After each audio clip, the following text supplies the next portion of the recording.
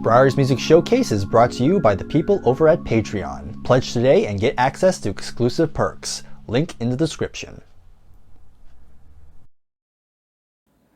Every single year, usually it's the day right after Thanksgiving, the pop stations always change out all their playlists, and all they ever want to do is play Christmas music right up until Christmas Day. And speaking of Christmas music, in this video, I'm going to showcase my entire Christmas album collection. Now you're probably wondering, why haven't I done this before? And it really comes down to the fact I never really own that many. I don't know why. I never really have a big drive to buy Christmas albums. It's just a weird quirk I have. But I don't mind Christmas music, funny enough. I know I did that whole rant a second ago, but I do like a lot of Christmas music, especially, when the time is right, like right now. So, again, it's not a big collection, but I think it's big enough that it's worth showing. So if you're a fan of Christmas music, please give this video a like, subscribe to the channel if you are new, and in the comments below, let me know what is your favorite Christmas album. So without further ado, let's jump right into it. So one thing I would like to share is that a good chunk of these CDs were actually gifted to me, and I'd say most of these were gifted from my good friend Jason, the old millennial, and these first two are no exception because I literally just recorded myself unboxing these two. And we have the James Taylor Christmas album, James Taylor at Christmas, and then we have the Michael Ball and Alfie Boe Together at Christmas. Because I literally just recorded that unboxing video, I have not heard these yet, but I will give these a listen to, so don't worry about it. He also sent me this one.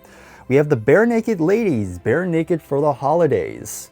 And I know Bare Naked Ladies because I know the lead singers sung on the Thomas and the Magic Railroad soundtrack, which I do have the hat still. Here they made a Christmas album, and they're kind of known for this geek rock, and they have a little bit of a comedic edge to them. And this is like no exception. It kind of has that very kind of fun, jokey, kind of geeky level charm that they have here. It's a pretty fun listen. I really dug it for the most part. But here's an album I actually do listen to, and this one I did buy with my own money. And I'll showcase this first because I actually bought it on record, and that is the Beach Boys Christmas album. It was pretty cheap too, and it's on the yellow Capitol label, which is pretty cool. And I had this on vinyl for quite some time, but I knew at some point I needed to get on CD too. They're companions, so kind of nice to have both. But pretty nice. Of course, Brian Wilson's production is just absolutely great on here. Of course, they had the big hit Little Saint Nick, which you still hear on, during this time of year on radio. And even the stuff they have here, which is pretty nice. And of course, this is heavily Phil Spector inspired because Brian thanked the audience, which we'll talk about later when we get to the Phil Spector Christmas album, spoiler alert. But still, this is a very nice one to play during this time of year because, I'm a big fan of the Beach Boys. But here is one I'm sure a lot of people are kind of sick of. And we have Mariah Carey, Merry Christmas. And this one I also bought myself, I think. And of course, it had the massive, massive Christmas single, All I Want for Christmas Is You. And even though I know many people are sick and tired of that one, I still really enjoy the song. I'm still not tired of it. So it's pretty good. It's a pretty good song. But I will say, if you're sick of that song and you have not heard the entire album, I think you should still give the album at least another listen because I think there's some really good like renditions of these classic songs. Probably my other favorite song on here is her take on Christmas, Baby Please Come Home. Really loved her vocal delivery on that. So again, if you only know this for the one hit, again, give this another try. I think you might find some other good performances on here. Now here's another one I got on record first, and this one was actually gifted to me by my good friend Scott from SoundLab Studios, and I actually have a video of me unboxing this when I got this. If I remember, I'll put a link to that in the description. But it's Bing Crosby, Merry Christmas. Of course, this had many classics. Of course, it has to have White Christmas, which is probably the biggest Christmas song. I think it's still one of the best-selling, like 45 singles, I think, if I remember correctly. And I always have a nice little memory with this one because when I got it, I played it on my record player and my mom came in and White Christmas was on, and we kind of nice little moments. Kind of thought of Grandma, you know, who's no longer with us. So I just kind of still have a nice little memory with me and my mom in that particular moment. But of course, I had to get it on CD too, because of course I did. But still, very enjoyable album. I think I'll definitely still play this every year or so. And here's one I kind of got on random. We have John Denver, Rocky Mountain Christmas. This actually came out on my birthday, which is October, which is kind of weird to release a Christmas album. But what do I know? But of course, if you love John Denver, I'm sure you're going to enjoy this one. Very acoustic heavy, kind of have a country folky sort of edge. And there's even a few originals that he puts on here, which were pretty nice actually. So very nice finds. And here's Celine Dion, These Are Special Times. I actually have re-listened to this one recently. It's pretty good. Again, Celine Dion, what an amazing vocalist she is. Many great singing on here. I'd say the only thing I'm kind of on is there's a duet with R. Kelly on here, and it's kind of sad because the song itself is actually pretty decent.